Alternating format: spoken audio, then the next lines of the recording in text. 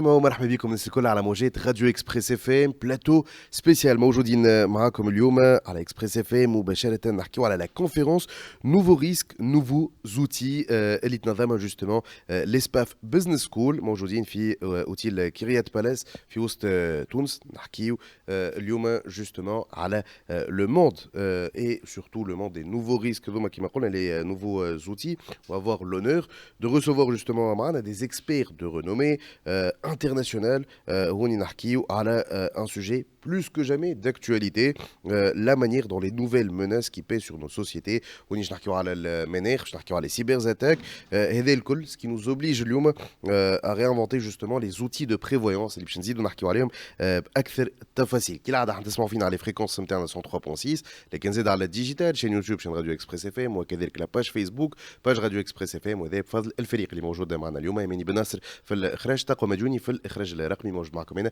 عزيز باشترزي كوتي ميكرو كيما قلنا pour répondre اليوم à ces différentes questions on va avoir le plaisir d'écouter d'échanger avec différents experts اللي باش يكونوا موجودين معنا في البدايه باش يكون موجود معنا monsieur Serge de Gallet diplomate expert en développement international qui va assurer la modération de la conférence du panel ancien ambassadeur et conseiller diplomatique du Premier ministre également administrateur et consultant dans le domaine des assurances et enfin également membre de l'Institut des actuaires et bien d'autres choses qu'on va voir avec plus de détails avec Monsieur de Gallet. Monsieur de Gallet, bienvenue à vous sur les ondes de Radio Express FM. Merci, bonjour à toutes les auditrices et auditeurs. Merci de votre présentation. Nouveaux risques, nouveaux instruments. Bon, le risque fait partie de la raison d'être de l'assurance. On s'assure contre un risque inconnu dans sa survenance et éventuelle dans son montant, en payant une cotisation d'assurance. Aujourd'hui, ces risques changent. Ils changent depuis plusieurs années. Et les deux principaux risques qui sont relevés, c'est le risque climatique. Donc toutes les catastrophes naturelles qui peuvent se produire ou des phénomènes plus lents mais aux conséquences redoutables. Et puis c'est le risque numérique et notamment le risque de la cybersécurité, le fait d'être attaqué, de voir ces systèmes d'information détruits, d'avoir à payer des rançons. Et on sait que c'est un risque qui est répandu et tous ces risques ils sont universels. C'est pas simplement une zone, un continent, ce sont tous les pays qui sont concernés et donc avec cette rencontre de cet après-midi, nous avons les meilleurs experts français en matière d'identification et de calcul du risque et également le meilleur expert tunisien, le président de l'Institut des actuaires, qui va dialoguer avec ses collègues français et avec la salle sur ces nouveaux risques dans leur dimension universelle et leur dimension locale. Très très bien. Donc justement là c'est un peu le regard que vous portez sur l'émergence de ces nouveaux risques à l'échelle nationale mais également internationale bien évidemment. Selon vous, aujourd'hui, Monsieur de Gallet, pourquoi est-il devenu indispensable de penser justement à la gestion du risque au niveau international ? Ces risques sont très différents des risques anciens.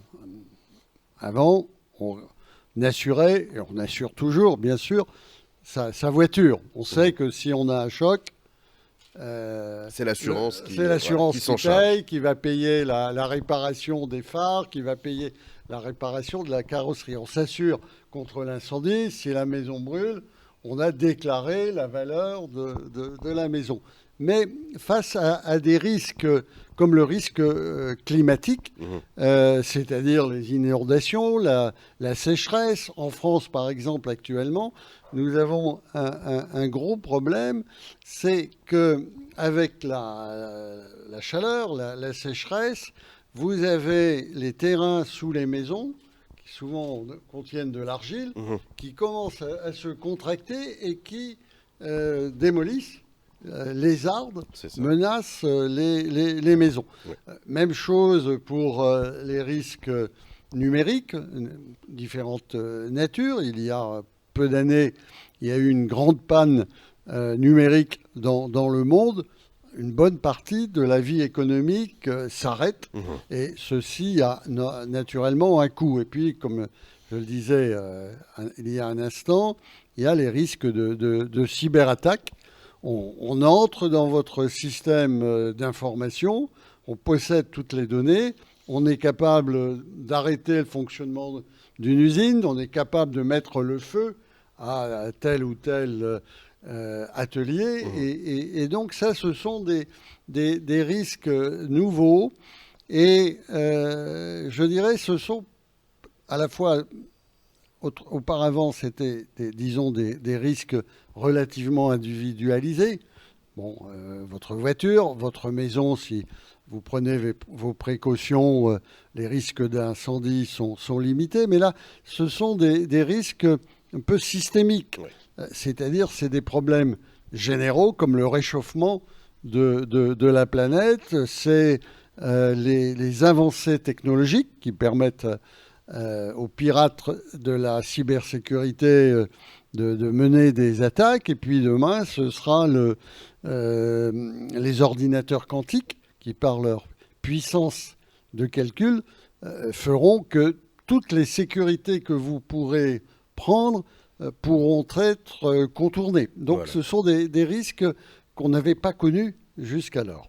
Voilà, justement, aujourd'hui on parle du volet numérique, on parle de la digitalisation également, l'économie verte aussi, qui sont aujourd'hui deux axes majeurs au niveau de la transformation. En quoi aujourd'hui ont-ils pu changer la donne, justement ? Ils changent la donne de plusieurs manières. D'abord, le risque économie verte climatique, c'est un risque universel. C'est-à-dire, si vous brûlez du charbon dans une partie du monde, vous porter atteinte à la santé de l'ensemble de la planète. Nous n'avons qu'une seule atmosphère, qu'une seule planète, et donc ça, c'est très différent du risque individualisé. Même chose, auparavant, vous aviez par exemple le risque contre le vol. Oui. C'était une personne qui, avec un pied de biche, ouvrait la fenêtre ou la porte. Maintenant, vous pouvez être à l'autre bout du monde et avec un ordinateur et un peu de savoir-faire, vous violez vos comptes, vous pouvez faire des virements, etc. Donc, ce sont des risques que l'on ne connaissait pas encore et qui impliquent une coopération internationale très, très forte, que ce soit pour le climat, que ce soit pour la cybersécurité. Toutes les causes, naturelles ou humaines, sont ailleurs. Elles sont dans d'autres pays, dans d'autres parties du monde, peuvent être aussi chez vous, bien sûr, mais c'est universel. Exactement. Alors justement, aujourd'hui, on parle de ces nouveaux risques, mais on rappelle aussi à nos auditeurs qu'on est aujourd'hui dans une conférence qui est organisée par l'ESPAF Business School, et d'où justement ma question aujourd'hui. Quels sont les rôles ou quel rôle peuvent jouer les fondations et notamment les écoles justement dans cette transition ? À nouveaux risques, nouveaux instruments. Ces nouveaux instruments, c'est des instruments techniques permis justement par ce progrès numérique qui peut à la fois vous attaquer, mais également vous défendre. C'est l'intelligence artificielle, c'est la capacité de brasser énormément d'informations. Et naturellement, comme vous le savez, l'information est à la base du calcul du risque. Pour cela, il faut des nouvelles compétences. Il faut garder les compétences traditionnelles, bien sûr, mais il faut des nouvelles compétences. Ces nouvelles compétences, elles peuvent être, comme je viens de le dire, techniques, mais également financières. Parce que quand vous avez de nouveaux risques, il faut mettre en face de nouvelles formules d'assurance pour pouvoir vous protéger d'une attaque, d'une cyberattaque ou d'un réchauffement excessif. C'est pas la même chose que si vous protégez votre voiture du vol ou d'une collision. Et donc, ces nouvelles compétences, il faut les trouver. Ce que je vois en France comme en Tunisie, c'est que quand vous interrogez les entreprises, ce qu'ils mettent aujourd'hui en premier, c'est le besoin de compétences. Oui. C'est pas, bien sûr, le reste est très important, hein, le cadre juridique, financier, etc. Mais les compétences, parce que si vous n'avez pas les compétences, vous ne pouvez pas vous intégrer, être compétitif dans le monde actuel. Et le SPAF doit apporter ces compétences. Exactement. SPAF est une université privée qui a été créée par les assureurs, par les professionnels, et dans le cadre du partenariat que SPAF noue avec le Collège de Paris, avec l'Université du Mans, avec le Conservatoire des Arts et Métiers de Paris, l'ESPAF peut ainsi bénéficier de la pointe de l'expérience et donc de la compétence. Et donc les nouveaux instruments, justement, dont on a parlé. Une dernière question, justement, Monsieur De Gallet, en tant que modérateur, aujourd'hui de cette conférence, quelles sont les pistes de réflexion que vous allez, justement, que vous souhaitez ouvrir aujourd'hui avec les différents panélistes? Je dirais, pour rebondir sur ce que je viens de dire, c'est le besoin de compétences. Ouais. Il faut que les sociétés d'assurance, les sociétés financières, les entreprises au sens large, disposent des compétences pour appréhender et gérer, riposter à ces risques. Deuxième sujet qui me paraît important, c'est la protection vis-à-vis de ces risques et l'atténuation de leurs effets.